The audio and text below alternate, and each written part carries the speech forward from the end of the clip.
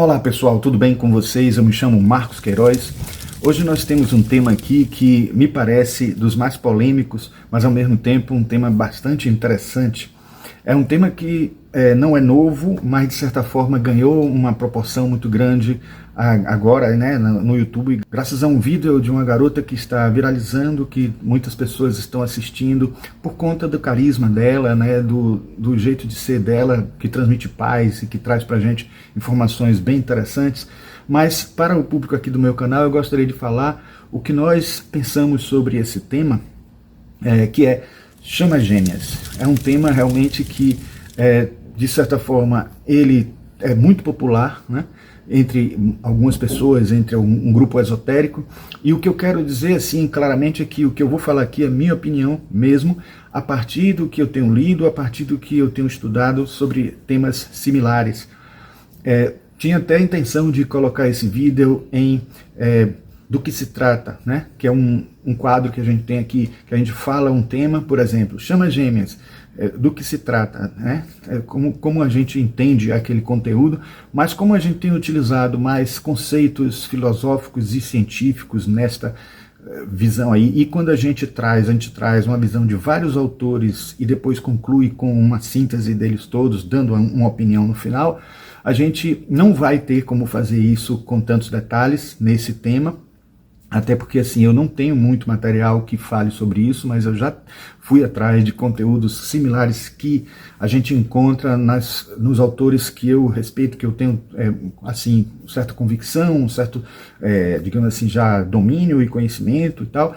E por isso eu acabei não colocando esse tema, né, para classificar entre as playlists aí, dentro desta condição, e acabei colocando numa categoria que eu já não faço há algum tempo, que é Pensando Alto.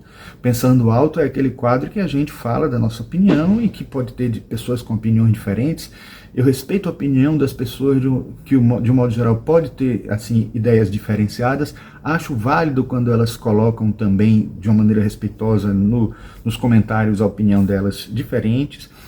Desde que, da mesma forma como eu estou falando aqui, vou falar aqui de uma maneira respeitosa em relação à opinião diferente das pessoas, eu gostaria também que fosse feito isso também de alguma forma. E entre vocês também, obviamente, se tiverem trocas aí, acho que é interessante que seja de uma maneira respeitosa, tá certo?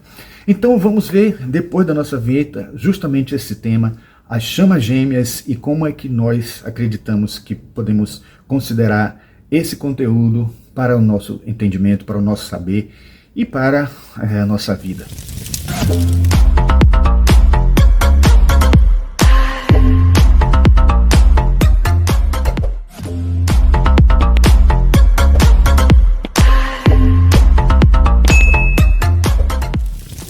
Bom, pessoal, primeiramente a gente tem que começar explicando o que são chamas gêmeas, porque por mais que seja um tema popular, eu não posso também acreditar que todos os que estão assistindo aqui nesse canal vão saber do que se trata. Existe uma ideia, né, um conteúdo, um conceito contemporâneo, espiritualista, que afirma que duas pessoas seriam assim manifestações, né, de uma única alma original, dividida em dois polos, em geral masculino e feminino, e por isso estão vivendo uma vida que não é em mundos paralelos, nesse mundo mesmo, mas que podem ter conexões mais ou menos como poderíamos dizer, aqueles que gostam também de estudar ciência, um emaranhamento quântico existente na mente dessas duas pessoas, vivendo coisas complementares, vivendo situações, polos opostos, mas ao mesmo tempo também similares, também parecido com o que acontece com a astrologia, quando a gente fala dos polos opostos dos signos, e que, quem sabe, se a gente entrar numa viagem teórica dentro dessa visão, poderiam alguns considerar até que existem polos opostos nessa questão de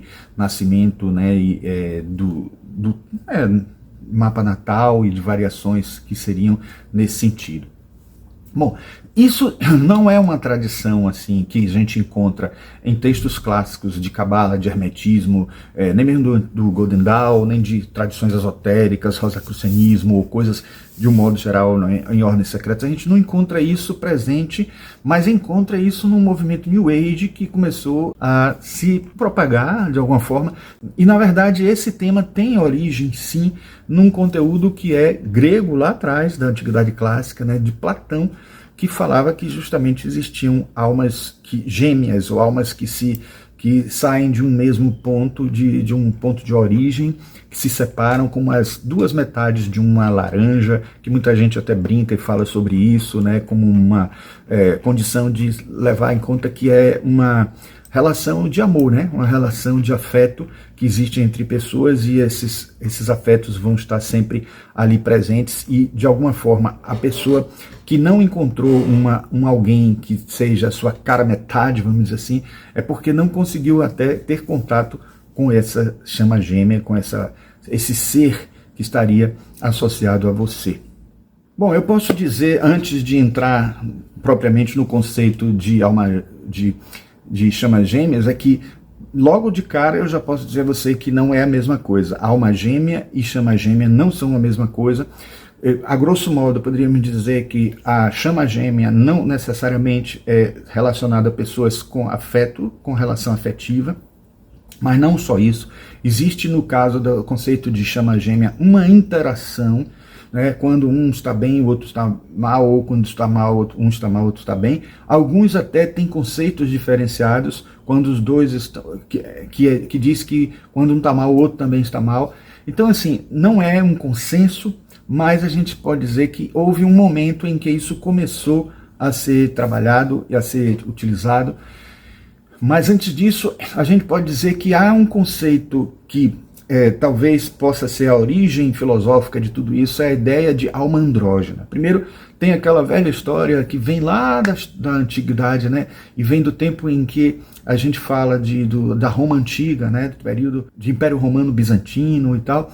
E naquele período bizantino, na história, conta-se o fato de que um grupo estava discutindo se os anjos têm sexo ou não.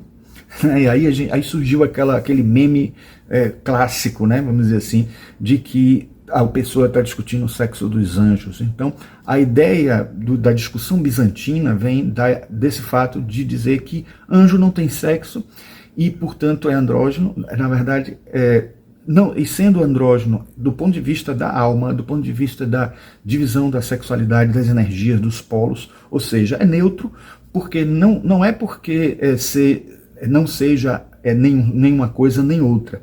Por incrível que pareça, ele é neutro porque é as duas coisas em uma pessoa só, ou seja, há uma completude dentro da alma. Então nós temos a energia masculina e a energia feminina. Por isso é que há essa categorização de não polaridade nessa visão mais macro, nessa visão mais transcendente, que é onde se enquadra a alma. Bom, dentro desse conceito, a gente pode até dizer que numa questão mítica e esotérica, a gente, na nossa origem, a gente não tem diferenciação, não tem essa, porque a gente nasce sempre, reencarna sempre como homem e como mulher, e muitos dizem, teoricamente, né, isso não é confirmado ainda, mas que em uma encarnação somos homem, em outra encarnação somos mulher. Isso aí não sei se é um fato, porque eu já tenho experiência própria de ter vivido 2 ou 3 encarnações como homem, então não sei se isso pode ser considerado como algo válido, até acho que não, mas de certa forma existe essa mobilidade, essa possibilidade de variar numa encarnação a outra em relação ao gênero. Outra coisa também que eu posso dizer da área da teosofia é que sabe-se que antes do ser, da alma, da mônada, alcançar a sua individualidade, ou seja, ele não ser mais uma alma grupo, porque até as fases mineral, vegetal e animal, existe sim a ideia de alma grupo, você ter várias almas que aprendem parcialmente, aprendem partes de alguns conteúdos, e quando elas depois se reúnem formam uma única alma, ou elas adquirem o conhecimento suficiente de várias almas e conseguem prosseguir sua trajetória como um ser individualizado, sem precisar dividir a consciência com outros seres. E uma vez que isso existe a nível dos reinos mineral, vegetal e animal, alguns podem considerar que isso continua acontecendo, e digo a vocês que tem autores também que acreditam que não existe só duas almas aí divididas, mas várias almas, né, que estão ligadas, né, a um único ser, né, ou vários seres que estão ligados a uma única alma dividida, né. Bom, uma outra coisa que a gente pode falar dentro da teosofia, especialmente em obras de Leadbeater, né, e obras também de Alice Bailey, a gente pode dizer que existem sim pessoas, seres que vivem na Terra, que têm afinidades graças aos seus raios serem os mesmos. Vamos dizer, o primeiro raio, o segundo raio, o terceiro raio, pessoas que têm o mesmo raio no momento em que encarna. Isso pode fazer com que elas tenham sim afinidades, e aí dificilmente alguém vai conseguir saber diferenciar a ideia de que existe um ser que está ali, de certa forma, conectado telepaticamente com você, fazendo alguma coisa que de alguma maneira afeta você, de alguma maneira interage com você, que isso seja algo relacionado ao fato dela ter uma alma dividida. Aí entra a questão, tudo bem, mas houve canalizações, houve algumas falas que disseram isso. Então, assim, é preciso saber se realmente é algo da ânima, algo que você está ouvindo de dentro de si mesmo, um animismo, ou se é algo que realmente está trazendo um conteúdo favorável para você, se é um ser, uma entidade, ou uma criatura, ou aglomerado de energia que está se comunicando, que adquiriu alguma certa consciência automática e traz para você informações. Isso pode ser uma informação que não corresponda aos fatos, mas a gente não pode descartar que existe sim pessoas que à distância podem estar conectadas. Eu lembro logo do Mental Radio, que é um livro bem interessante de telepatia, que é de um casal que consegue, de alguma forma, transmitir à distância. Eles fizeram essa experiência, né? Um em Londres, se eu não me engano, na Inglaterra, outro nos Estados Unidos. Um deles era assim, a mulher era uma artista, ela desenhava alguma figura e o marido reproduzia essa figura exatamente, né? Tinha assim, nuances diferentes, porque era a dificuldade disso se transmitir, né? Isso é estudado dentro da parapsicologia como clarividência, né? E a gente pode também entender que durante muito tempo foi pesquisado até para um uso em guerras, né? Uso para as pessoas conseguirem utilizar. Isso desenvolveu muito quando as pessoas passaram a ter interesse sobre o que poderia ser utilizado efetivamente, né? Como poderia ser utilizado isso, né? Então, de qualquer forma, existe sim essa possibilidade de mentes interagirem à distância, e o mito das metades, o mito daquela ideia de existirem duas pessoas em alguns dois lugares que tem assim uma afeição maior, ainda que essa afeição não seja dentro da área, né, de matrimonial ou de casamento ou de coisas desse tipo, a gente sabe que isso pode existir e essas energias podem acontecer. Mas é preciso ter um cuidado também para que a gente não derive disso ideias muito assim firmes e definidas sobre a questão de como acontece algo em determinado momento que duas almas se dividem e passam a ser conectadas, exatamente como acontece com o emaranhamento quântico. Então, me parece uma repetição direta dos fenômenos físicos que acontecem dentro da ideia que surgiu no início do século XX, essa ideia do emaranhamento quântico, e depois muitos por exemplo, Einstein mesmo, ele foi quem primeiro pensou num experimento desse, se eu não me engano, em 1905 ou 1925, quando ele elaborou uma das teorias da relatividade, né, porque tem a geral e a restrita. Ele fala de um experimento mental da possibilidade de existir duas partículas que estão conectadas, né? Isso é o chamado ação fantasmagórica à distância. Eu entendo que isso poderia ser um respaldo teórico para as chamas gêmeas, mas não tem isso construído como um conceito direto ou experiências que a gente possa confirmar, ou autores que sejam assim de nome que a gente possa garantir que aquilo ali foi confirmado, foi verificado. Se a gente, se isso é um fato e faz parte da cosmologia humana, da psicogênese humana, será que isso não estaria sendo registrado já em obras que têm acesso a isso, autores ou mestres de sabedoria que têm consciência de tudo isso? Ou psicogênese ou antropogênese mesmo, porque isso diz respeito ao ser humano como um todo, né, na sua constituição física, astral, mental, biológica, psicológica. Então é importante que a gente entenda que isso teve um momento de criação, que exatamente a terminologia chama gêmea surgiu com Elizabeth Clare Prophet, né, que é do Church Universal and Triumphant, aquele movimento da Ponte para a Liberdade, e que defende todo aquele conceito do eu sou. Eu respeito, eu já fiz parte de um grupo em que a maioria das pessoas defendia esse pensamento.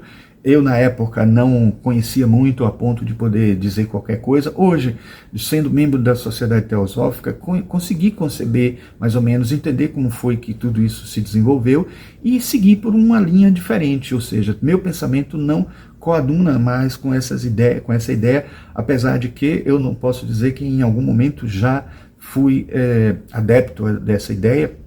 Eu sempre achei que os decretos que o pessoal fala e tal, eles não tinham respaldo, não tinham assim um certo repercussão para mim em termos energéticos. Eu acho até que tem poder energético, como até eu quero esclarecer que quem quiser saber mais detalhes sobre isso, eu sugiro esse livro aqui, ó, de Raul Branco, Os Mestres e Suas Mensagens. Talvez esse livro tenha sido o que melhor esclareceu na minha cabeça coisas sobre esse tema, já que realmente é um tema difícil de você ter opinião por si mesmos, não tendo talvez algo que lhe dê um respaldo maior, né? Uma confirmação, porque como é que a gente vai ter uma ideia, conceitos e ideias científicos que estão acima da nossa possibilidade de experimentação já são difíceis, mas são palpáveis em experimentos, etc. Imagine esses que são do nível do subjetivo, do nível do espiritual.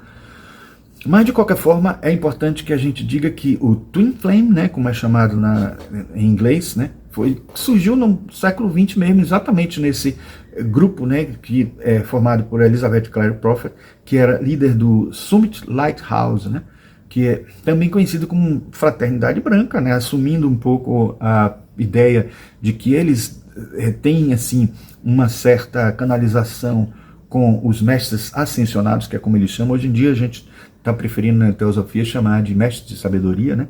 Mas assim, essa foi a origem, né, de ter essa condição, né, assim, de que Deus criou uma esfera de fogo branca, né, a mônada, né, e ela se dividiu em duas polaridades, uma masculina e uma feminina, e aí vem o diferencial de alma gêmea para chama gêmea, porque as almas gêmeas com muita afinidade, elas se ajudam entre si, e as chamas gêmeas, a outra metade exata é um espelho cósmico, né? Como se fosse uma polaridade, né? Então, não necessariamente numa alma gêmea você pode ter alma gêmea que sejam dois homens ou duas mulheres.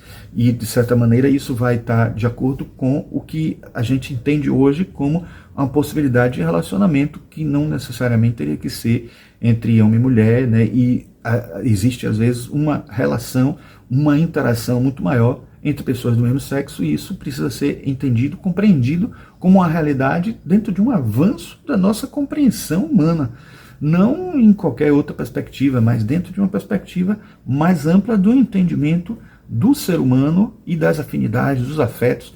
Se a gente entende realmente que a alma é andrógena, dentro dessa perspectiva grande, maior, como isso se manifestará dentro da nossa vida, é que vai ser a escolha de cada um, e também as energias de cada um trazendo isso à tona, né? Uma outra autora renomada, que na verdade uma hipnoterapeuta chamada Dolores Cannon, ela é especialista em regressão, né, de vidas passadas. Ela se tornou um ícone espiritual por trazer assuntos bem interessantes em vários livros, e ela se tornou uma embaixadora dessa ideia das chamas gêmeas. Mas ela tem uma peculiaridade: ela considera que não é necessariamente só duas pessoas, podem ter várias pessoas divididas, né? Aí a gente entra na questão de como isso surgiu para mim, porque eu já tinha ouvido falar muito, mas nunca tinha pesquisado mais a fundo para entender a origem, saber como que surgiu esse tema e ter uma opinião formada sobre isso dentro desse Pensando Alto. Eu preciso deixar bem claro que aqui eu estou falando pensamentos que poderão ser, digamos assim, discordados, alguns poderão acrescentar, amigos nossos da teosofia poderão complementar com algum conhecimento que tenha faltado, e alguns que são dentro dessa filosofia da Ponte para a Liberdade podem também trazer ideias que ajudem a clarear o entendimento da gente, e também corrigindo alguma coisa que eu possa ter dito aqui que não esteja de acordo com o que eles acreditam, o que eles pensam. Mas tudo isso começou por causa de uma garota chamada Isis, que começou a postar de uma maneira muito bela, de uma maneira muito tranquila, de uma maneira muito espontânea, e eu fiquei muito emocionado e vi como não só ela cativou a mim, né, na hora de estudar, de ver, procurar saber esses assuntos, e confesso que eu desejava muito que eu pudesse acreditar nesse conteúdo por causa da forma como ela passa. Aqui, o Divino Feminino, certo? DF, canalizando o mundo espiritual para o mundo material. O que o Divino Masculino está fazendo? Está fazendo o contrário. Do mundo material para o mundo espiritual. Então, o Divino Masculino vai ter os seus chakras inferiores muito mais abertos, também numa posição passiva. Então, assim, eu fiquei com muita vontade de acreditar naquilo, mas eu realmente fui atrás de vários conteúdos que poderiam dar respaldo, que poderiam fazer a gente compreender de outra ótica, de outra maneira de ver, né? E fui consultar também a maneira como eu entendo o universo, minha visão de mundo, para não usar um termo mais técnico, acadêmico, na minha epistemologia. Mas vocês estão vendo aí imagens, inclusive na thumbnail a gente criou na imagem da inteligência artificial uma cópia masculina, como se fosse para dar uma ideia de que seria essa chama gêmea dela. Mas assim, é interessante perceber como existe uma mensagem positiva por trás disso tudo. Eu não sou uma pessoa radical no sentido de achar assim, porque não é verdade, não tem uma mensagem, vai atrapalhar a vida, vai destruir a vida da pessoa. Não, pelo contrário, eu acho que esse conteúdo da chama gêmea tem uma mensagem muito positiva, porque ajuda a gente a perceber o outro lado da gente, a gente se desidentificar por um polo que é o nosso próprio. Por exemplo, eu sendo homem, o meu polo masculino, me identificar com o feminino e entender um pouco de como isso dentro de uma psicologia junguiana se manifesta, e de uma maneira muito positiva, da gente entender que nós temos dois polos e até podemos fazer combinações entre eles em maior dosagem de um ou de outro em cada momento, e podemos atuar com isso e entender como que isso funciona dentro da gente, porque existe toda uma nomenclatura sobre isso, que é o ânimos e ânima que Jung trouxe para a gente, e é interessante a gente saber como Jung tratava esse assunto e como pode ser esse o grande motivo para as interpretações de que existe realmente essa alma afim, essa alma conectada conosco, porque no fundo é uma alma que está dentro de nós mesmos. Então o homem interagindo com sua ânima, a mulher interagindo com seu ânimo, se a gente quiser usar o conceito mais fundamental que é trazido por Jung, sem querer derivar para o conceito de James Hillman, que já foi a ideia de que nós todos temos ânima e ânimos. Eu acho até que isso é um fato. Mas assim, não precisa que seja uma coisa tão diferenciada a ponto de não se mesclar com as outras subpersonalidades, persona, ego, self, etc. Por isso que eu sempre digo aqui no meu canal, eu sendo homem, por exemplo, para não confundir, eu tenho uma ânima muito mais isolada e independente do que o meu ânimos, porque o meu ânimos se mistura ao meu ego, à minha persona, ao meu self, por ser masculino, por ser homem e ter a energia masculina também ativada, porque eu poderia ser homem e ter uma energia feminina mais ativada ou constelada.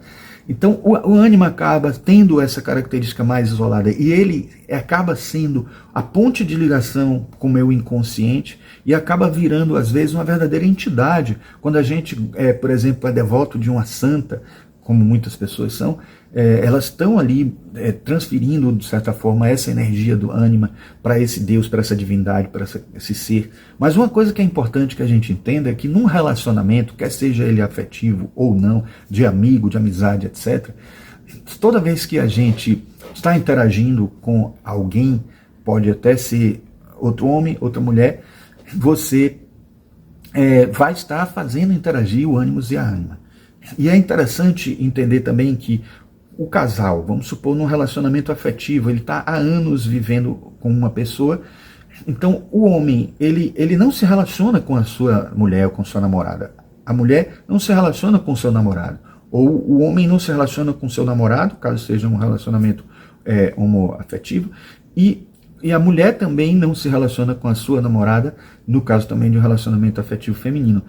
Ela ou ele se relaciona com a sua contraparte, com o seu parceiro invisível. Então, no fundo, quando, por exemplo, eu interajo com minha esposa, eu estou interagindo com minha ânima. E, em geral, é uma idealização feminina, porque o que é a ânima, senão todo o conjunto da visão do feminino que a gente tem na nossa psique?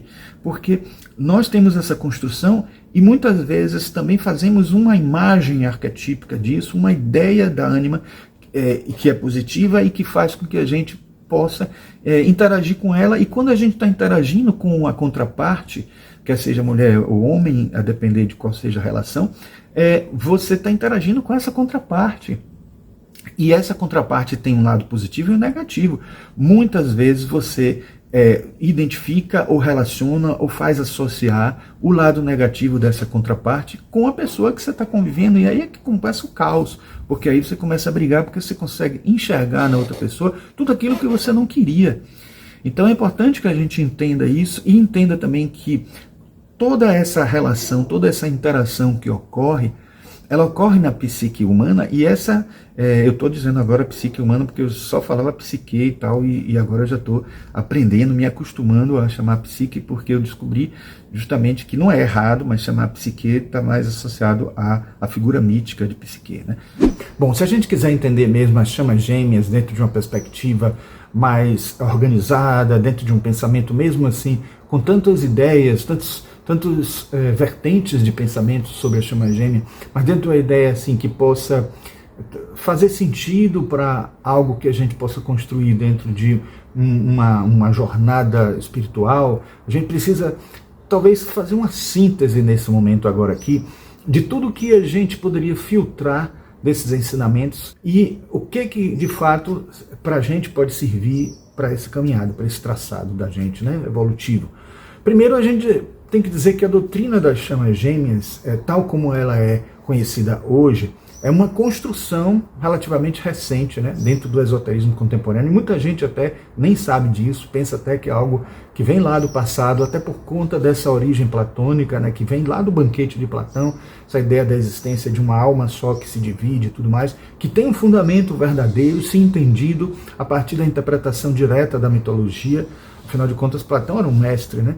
Então a versão que mais sustenta hoje, que começa com a ideia platônica de uma alma que se divide em duas polaridades complementares, destinadas a reencontrar, né, uma com a outra, né, ao longo de uma jornada evolutiva, ela depois passa a derivar com outros conteúdos, outras questões que vêm de várias fontes, né? Então essa ideia encontra um paralelo nesse clássico, na verdade é escrito por Aristófanes, né, que é O Banquete de Platão, o livro que traz esse conteúdo, né? Então não é nem de Platão em si, né? E nessa ideia a gente entende que os seres humanos primordiais teriam sido partidos ao meio e passariam uma vida buscando a sua outra metade, né? A cara metade. Mas é preciso ressaltar que essa narrativa filosófica não trata de chamas gêmeas, nem cita algo parecido no sentido como a gente vê atualmente, né? Então isso é apenas uma matriz simbólica para as releituras que vieram posteriormente, né? Como essa que a gente está falando aí.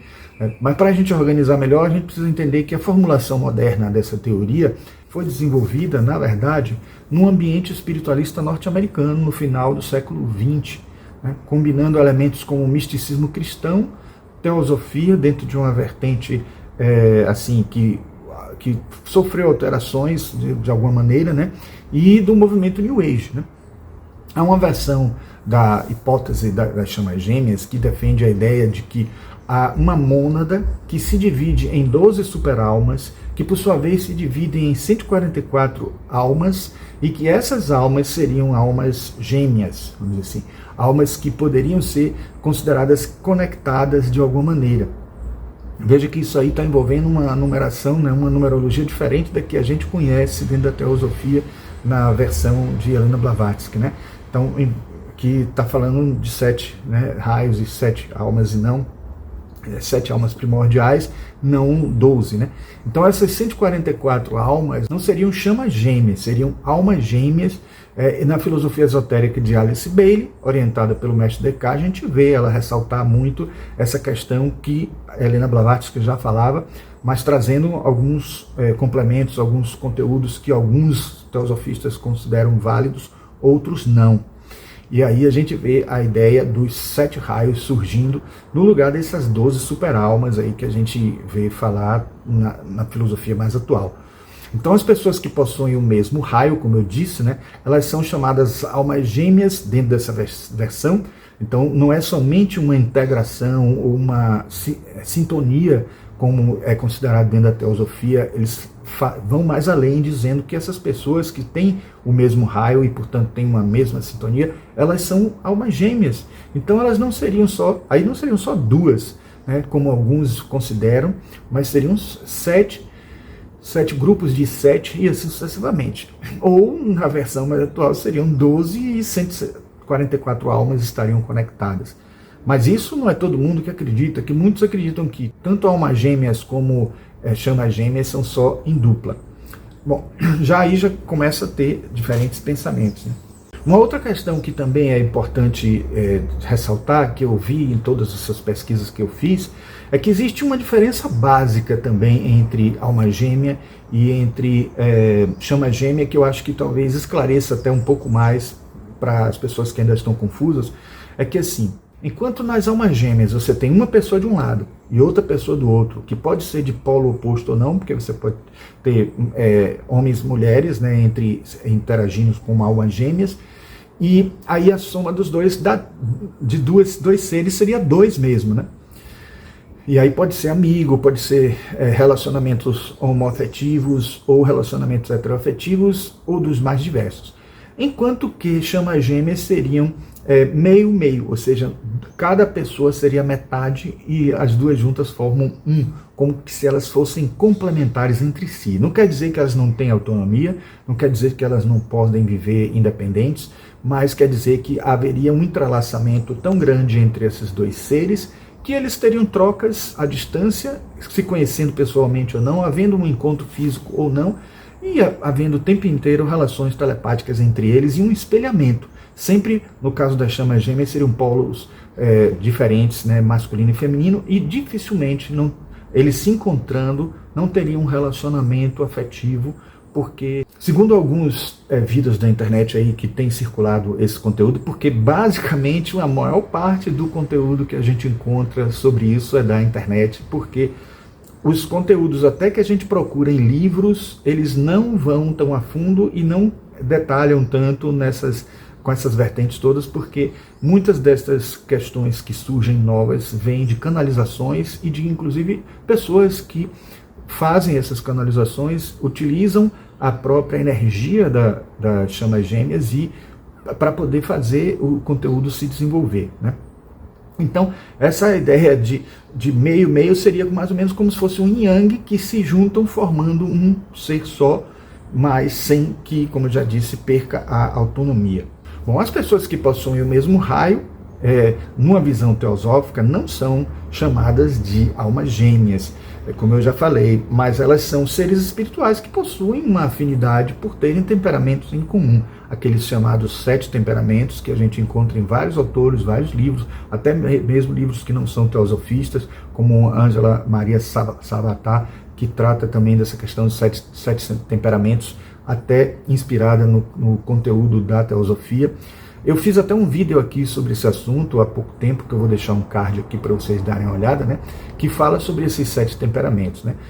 Agora, por esse rápido passeio que a gente está falando das origens, né, das ideias das chamas gêmeas, já é possível a gente perceber como é um tema sincrético, ou seja, misturando vários conteúdos e também tendo opiniões variadas, cada um que canaliza vai tendo uma opinião diferente, o que não é um problema, porque em todas as áreas isso eu acho enriquecedor. A questão só é a gente ter uma coisa mais ou menos concisa e coerente para analisar e ver se a gente concorda ou não, e ter as várias vertentes claras na nossa mente para que a gente possa até decidir e perceber dos experimentos que a gente faz conosco mesmo ou com as nossas relações de amizade e de afeto, para que a gente possa descobrir se elas estão acontecendo do jeito que a gente está aprendendo.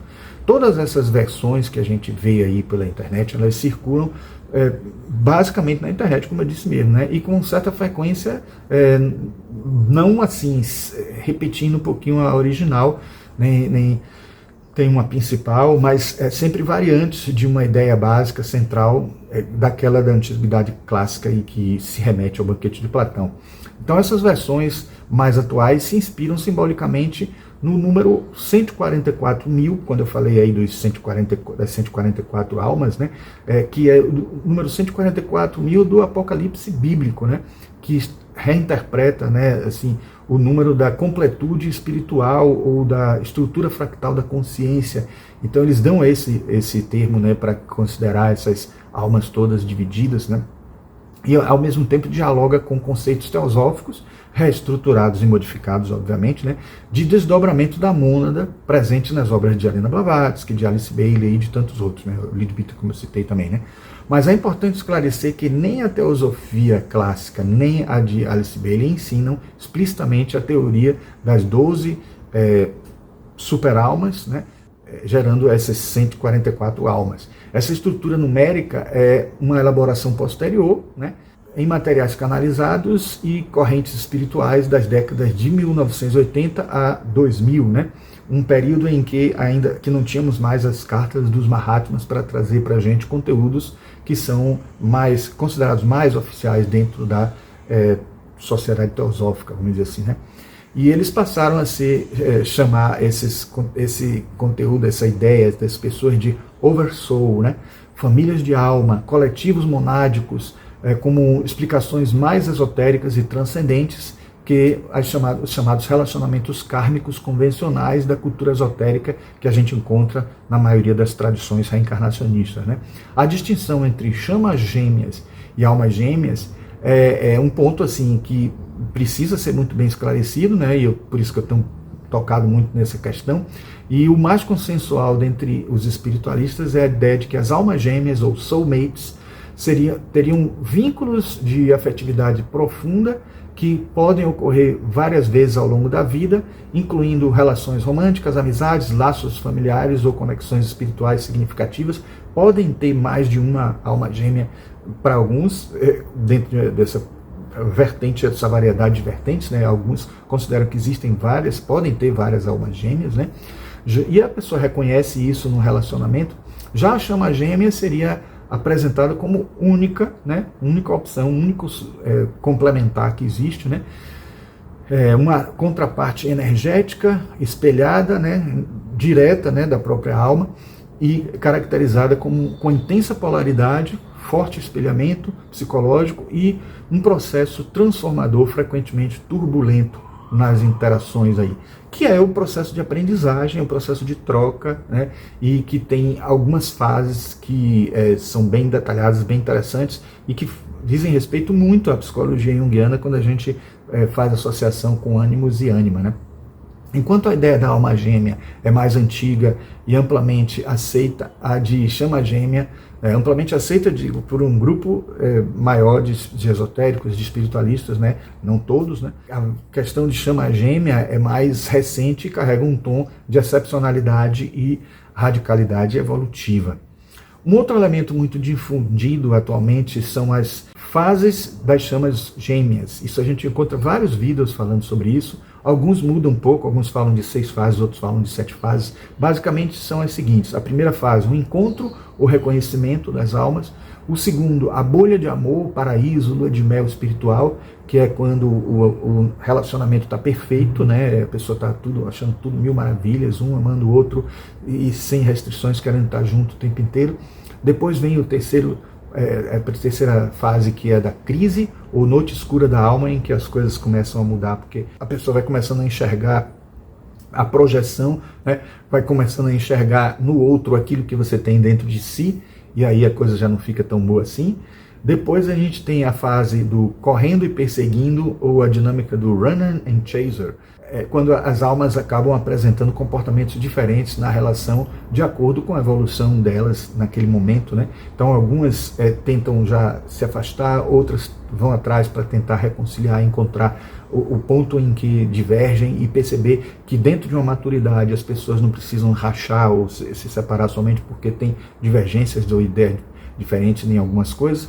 Mas aí vem a quinta parte, que pode acontecer ou não, que é a da separação, porque se não houver a cura, não houver uma boa resolução nessa fase Runner and Chaser, você vai ter uma ruptura, e a fase 5 é justamente a separação. Depois vem a fase de purificação, que essa existe em alguns casos ou não, que é o momento em que você tenta recuperar o relacionamento, e aí nem todos incluem essa fase, né? E aí finalmente vem a reunião ou união final. E nessa reunião final, o relacionamento que passa a ter de novo essas chamas gêmeas passa a ser muito melhor, porque é um relacionamento mais amadurecido, né? Essas fases, elas, apesar de tudo isso que a gente falou aqui, né, elas não provêm de textos antigos, nem de tradições clássicas, mesmo tendo já assim uma repercussão muito grande, uma popularidade muito grande. Elas parecem ter sido sistematizadas nos anos 2000, especialmente no ambiente digital, combinando psicologia dos relacionamentos, teorias de apego, noções junguianas de projeção e a estrutura narrativa da jornada do herói. Veja como é sincrético, misturando tanta coisa. Trata-se, portanto, de um modelo didático, moderno, não de um sistema tradicional estabelecido. E se analisarmos com muita coerência, a gente vai ver que essas fases acabam existindo em quase todas as relações, né? Por se tratar de um construto teórico que se baseia em várias vertentes do saber, e entre eles a psicologia junguiana, incluindo os arquétipos ânimos e ânima, presentes em todos nós. Então, se o relacionamento de algumas pessoas serviu como modelo para poder dar uma espécie de respaldo à teoria das chamas gêmeas, a gente acaba vendo como algo que tem fundamento em alguns casos, em muitos casos de relacionamentos isso se repete, porque é um padrão. A gente vive um padrão, a gente vive na sociedade vários padrões e que são gerenciados por arquétipos e imagens arquetípicas, e especificamente pela natureza humana, que é muito similar entre um e outro, havendo só peculiaridades da personalidade que muda de acordo com a vivência de cada um.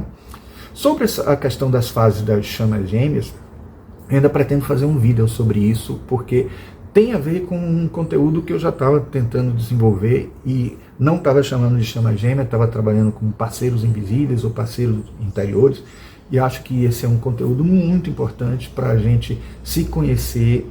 Não é só para afetivo, não é só para que a gente possa cobrir uma deficiência que todos têm de ficar encontrando, de conseguir encontrar um relacionamento ideal com a outra pessoa, porque isso não serve só para o relacionamento afetivo, como eu tenho dito aí, serve para todos os relacionamentos. O ponto que existe assim, um consenso, são esses que a gente já tem falado aqui, mas tem um que não tem consenso nenhum, que é a questão de todas as pessoas possuírem ou não possuírem almas gêmeas ou chamas gêmeas. Vocês viram que há divergências, né? Tem pessoas que não tem pessoas que consideram que a chama gêmea pode ser com mais de uma pessoa, mas tem pessoas que consideram que nem todo mundo tem chama gêmea. Imagine aí uma pessoa num universo com várias chamas gêmeas, tem um que não tem uma chama gêmea, e aí vai dizer, por que essa pessoa não tem? Por que ela foi deixada de lado, ou ela própria se deixou de lado? Isso tudo é muito confuso, né?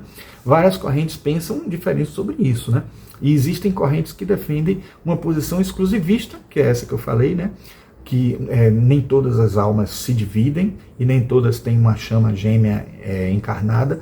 Outras adotam uma posição universalista, afirmando que todos possuem uma chama gêmea, embora nem todos a encontrem nessa vida. E há ainda abordagens simbólicas que interpretam a chama gêmea como um arquétipo interior. a integração das polaridades psíquicas, que é o yin yang, né? O ânimos e a ânima, né? E não necessariamente com uma pessoa específica, mas algo que está dentro dela mesma. Essa última leitura se aproxima do tema de perspectiva psicológica junguiana, né? menos literalista. Essa daí, né, obviamente, para aqueles que acompanham aqui o meu canal, é a que eu mais aceitaria. Só que eu tenho uma certa resistência de chamar isso de chama gêmea, porque vai acabar associando a ideia de que existe um ser do lado de fora, existe um ser conectado telepaticamente comigo, ou com todo mundo, né, e que ele necessariamente estaria existindo ou coexistindo como um espelho em algum lugar do mundo, em algum lugar da Terra. Eu acredito que isso existe dentro de nós mesmos, e aí nós é que refletimos esta figura, né, na outra pessoa através das projeções, através das transferências, né? Eu ainda pretendo fazer um vídeo só sobre isso, porque eu já estava me programando a fazer um vídeo só sobre isso, mas resolvi antecipar um pouco do conteúdo, trazendo isso, que foi um ponto que me chamou bastante atenção. O primeiro livro que eu quero falar é sobre esse aqui, de Liz Greene, Relacionamentos. É um livro que é muito, mas muito bom mesmo, viu, gente? Ele até, digamos, tem um outro livro de Liz Greene que fala de relacionamento, que é Os Astros e o Amor, e que tá até com uma tradução diferente do que é no original, mas eu acho que Os Astros e o Amor, por mais que ele pegue signo por signo, falando sobre o relacionamento afetivo entre duas pessoas, que seja afetivo ou que seja de amizade entre duas pessoas, esse aqui talvez seja o que esclareça mais os conteúdos que estão ali, o que a gente pode esperar, o que a gente pode a gente mesmo interpretar sobre todos esses temas. E aí eu trago aqui justamente um capítulo que é esse aqui, ó, o parceiro interior. E olha como tem a ver com tudo isso que a gente está falando aqui até agora. Primeiro, ela cita como epígrafe do capítulo, dois textos meio poéticos, né? Um de Rilke, né? Rainer Maria Rilke, e outro de Samuel Rogers. O primeiro fala o seguinte, de Rilke: terminado o trabalho da visão, começa o trabalho do coração. Sobre todas as imagens aprisionadas dentro de você, pois você as conquistou, mas ainda não as conhece, contemple o homem interior, a moça dentro de você, criatura extraída de mil naturezas, criatura apenas arrancada, mas nunca ainda amada.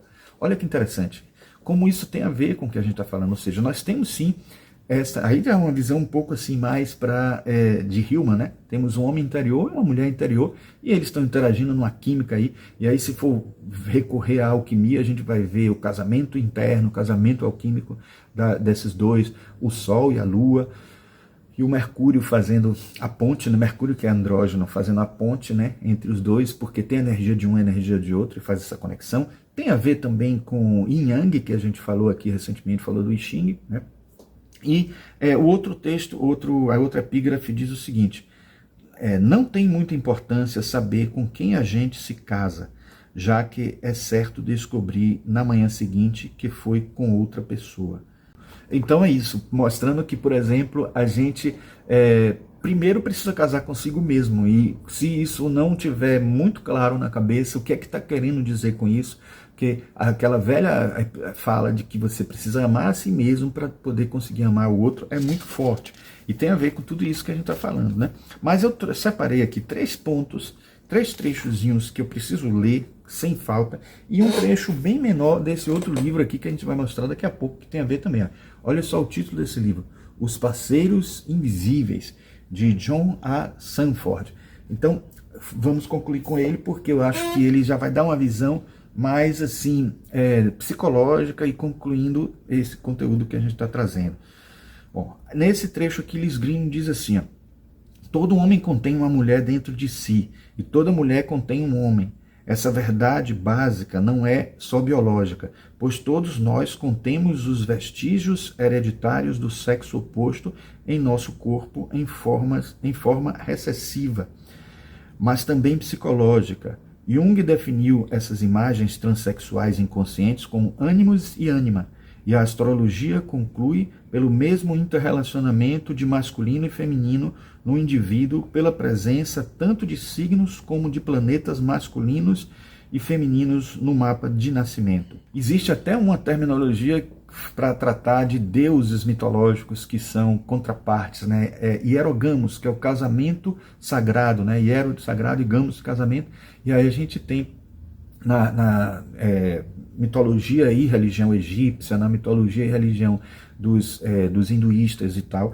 Então tudo isso é um ponto forte para a gente levar em conta também nessa questão toda de como Jung trouxe à tona, ou veio com esses conceitos de ânimos e ânima, na psicologia dele, trazidos dessa cultura oriental, dessa cultura esotérica que vem lá das várias religiões, tradições orientais e também de algumas tradições ocidentais. Aí ele continua depois aqui, ó. A ânima e o ânimos são duas das figuras mais misteriosas investigadas pela psicologia analítica, e embora os termos de Jung sejam altamente descritivos, ânima, o feminino, significa alma, enquanto ânimos, o masculino, significa sopro, fôlego ou espírito. Então, um mais sentimento, mais, vamos dizer assim, emoção, o outro mais razão, mais, assim, intelecto, vamos dizer. Têm sido conhecidos por outros nomes através de toda a história e têm sido retratados nos mitos, contos de fadas, temas religiosos e artes de todas as culturas através dos séculos. Mesmo com o grande número de descrições dadas no trabalho de Jung, essas imagens inconscientes continuam sendo conceitos abstratos, exceto para as pessoas que vivenciaram consciente e diretamente o seu poder. Entretanto, por abstratas que possam parecer a princípio, vale a pena fazer um esforço para entendê-las um pouco e mais ainda para conseguir uma relação significativa com elas, pois é em torno desses símbolos que se assenta todo o mundo da interação homem-mulher em toda a sua complexidade. Com isso, a gente pode concluir que, por mais que a gente discorde, por mais que a gente pense diferente, porque eu acho que a palavra discórdia tem um peso mais forte, por mais que a gente pense de um modo diferente sobre a chama gêmea, ela vai ter sempre um sentido positivo de a gente ter esse entendimento, esse conhecimento desse outro lado. Isso lembra logo a música de Pepeu Gomes, eu não vou botar ela aqui, né? Ser um homem feminino, não fere o meu lado mais feminino, é uma coisa desse tipo aí.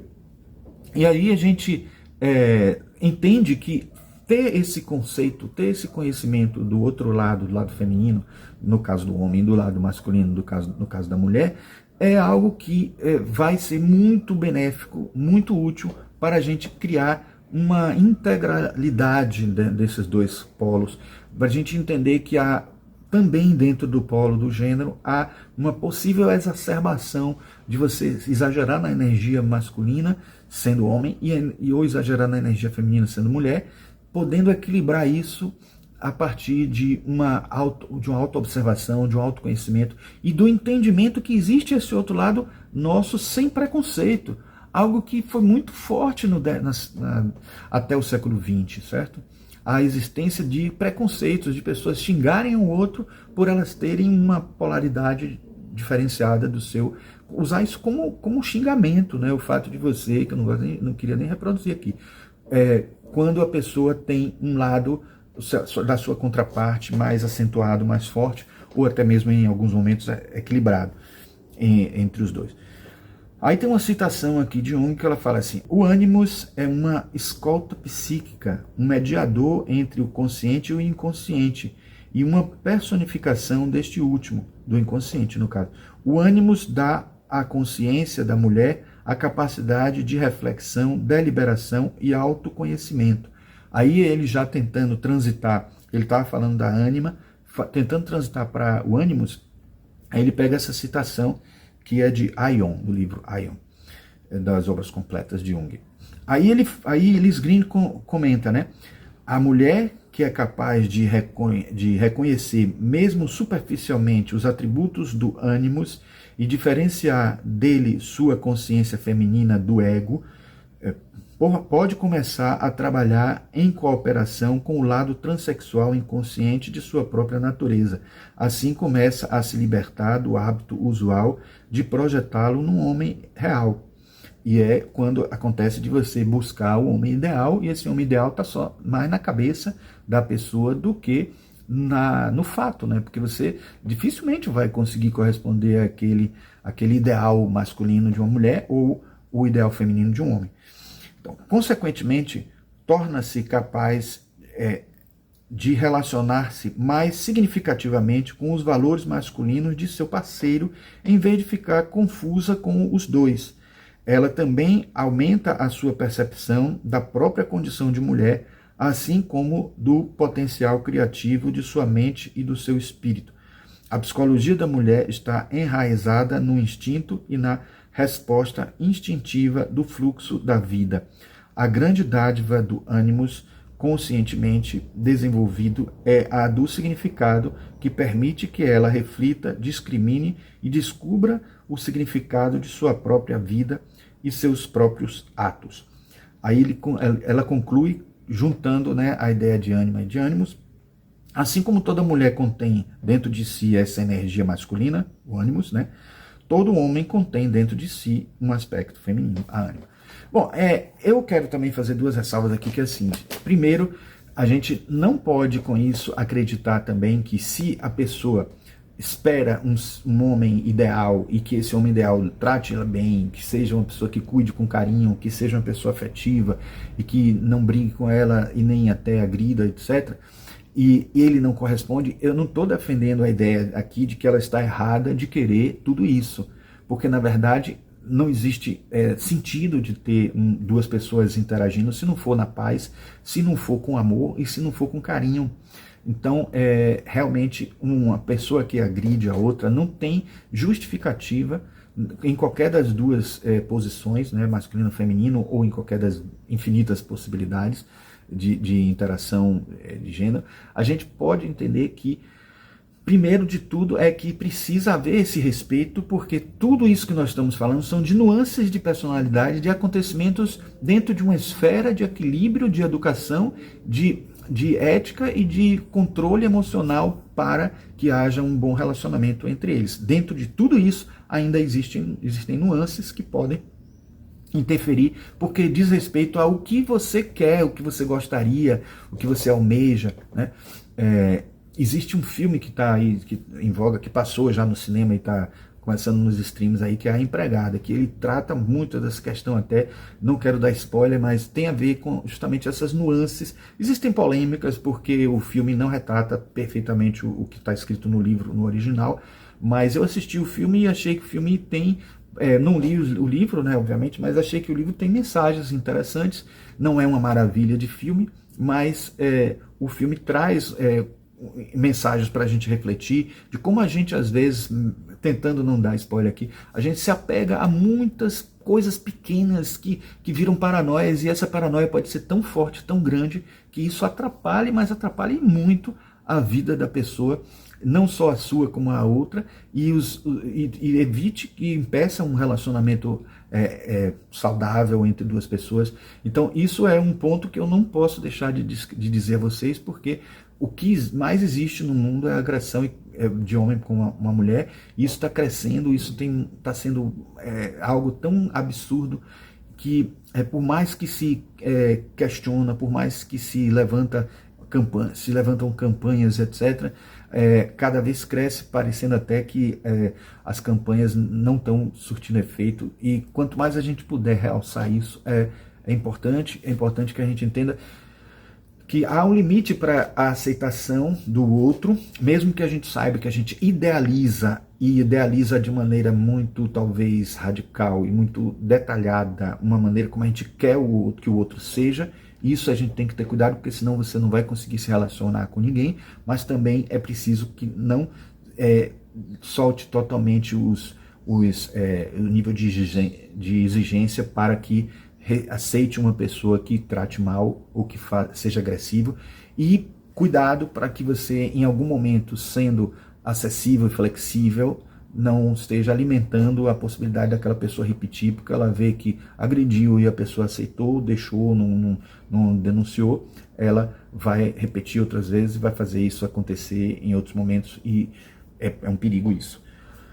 Dito isso, eu vou agora para o último texto que eu separei, que é muito curtinho, é bem pequeno. Aliás, um deles é muito curtinho e tem um outro também um pouco maior, que é o seguinte: enquanto o homem e a mulher brigam inutilmente e a atmosfera vai ficando cada vez mais carregada, nenhum nem outro compreendem que a cena está sendo dominada pelos parceiros invisíveis. Então isso é interessante porque um homem idealizando uma mulher diferente, a mulher idealizando um homem diferente, na hora que eles estão brigando, discutindo, acabam discutindo não só duas pessoas, mas 4 pessoas. Isso era o outro adendo que eu queria fazer, que eu acabei esquecendo, mas foi bom que esse texto aqui me lembrou. Então, assim, é o tempo inteiro Jung falando sobre isso, que, na verdade, quando ele fala dos parceiros invisíveis, ou dos parceiros internos, interiores, a gente pode entender que é nesse sentido que ele está falando, da existência realmente de polos dentro de cada um dos que estão em interação, e nessa discussão acaba, tanto nas coisas negativas como nas coisas positivas também vai haver essa interação. E aí é por isso que eu acho que é absolutamente necessário que a gente tenha um outro vídeo detalhando mais sobre esse tema, porque aqui a gente só está passando, tangenciando ele, né? E aí eu encerraria com esse outro aqui, que é um parágrafo que diz assim: por ser a psique constituída dessas personalidades autônomas parciais, é que se torna possível alguém conversar consigo mesmo. Daí essa possibilidade de você estar conversando mentalmente, telepaticamente, ou até falando sozinho, como muita gente fala sozinho, está falando consigo mesmo, está falando com a sua contraparte. Então é esse ânimos e ânima que está atuando aí, né? Ou ânimos ou a ânima, dependendo de ser homem ou mulher. Então, assim, isso não é sinal de que a pessoa esteja louca. É exatamente o oposto, pois quanto mais alguém se aproxima de um relacionamento consciente com as diferentes partes de si mesmo, tanto mais se processa dentro dele uma síntese e uma harmonização da personalidade. O homem que deseja conversar com sua alma, o homem que deseja conversar com sua ânima, deveria começar dirigindo-se a um mau humor que o acometeu e do qual não consegue livrar-se. Isso pode ser feito personificando o mau humor na sua imaginação e falando com ele. Não é coisa difícil, porque a maioria dos conteúdos psíquicos, principalmente a ânima e o ânimos, aparecem de forma personificada em nossos sonhos e fantasias. E as fantasias são coisas como essa que a gente utiliza como compensação, como forma de imaginação ativa para poder melhorar aquilo que está incomodando a gente dentro do nosso psique. E a gente precisa ter esses mecanismos como forma de, eu não diria de fuga, mas como forma de sair de determinados momentos que não são muito positivos, que não vão ajudar a gente. E isso é de vital importância, a gente conhecer esses mecanismos e conhecer também a possibilidade de que trabalhar com essas contrapartes vai ajudar a gente no psicológico e, por que não, no espiritual. Eu acho muito interessante o fato de Jung, sendo homem, e até um homem que teve até muitos relacionamentos, até alguns não muito lícitos, mas ele tinha comentário, uma abordagem sobre a ânima muito mais forte do que do ânimos, por ser ele homem e ele acreditar que realmente a ânima é algo que só existe no homem. Mas, para nossa sorte, a gente teve uma Marie-Louise von Franz, que era o braço direito dele e que deu continuidade a esse trabalho e que teve a oportunidade de esclarecer isso, que ele sendo homem tinha uma visão e ela sendo mulher trouxe uma visão complementar que eu diria, com muito, assim, talvez ousadia da minha parte, ela trouxe um complemento que não só favoreceu a gente entender mais a ânimos, mas também os dois juntos, porque ela em algum momento também assumiu que Hillman tinha razão quando, juntando ânima e ânimos, a gente tem um ser completo, ainda que esse ânimos no homem seja integrado a outras subpersonalidades, como eu falei, e a ânima na mulher também seja integrado a várias outras subpartes, subpersonalidades, certo? Então, pessoal, era isso que eu queria trazer para vocês. Agradeço aqueles que ficaram até o final, espero que tenham gostado. Se gostaram, por favor, deixem um like, se inscrevam no canal e apertem o sininho para obter notificações todas as vezes que a gente trouxer vídeos como esse, da cultura esotérica e de assuntos psicológicos, espirituais de um modo geral, certo? Então, nos vemos no próximo vídeo e um grande abraço.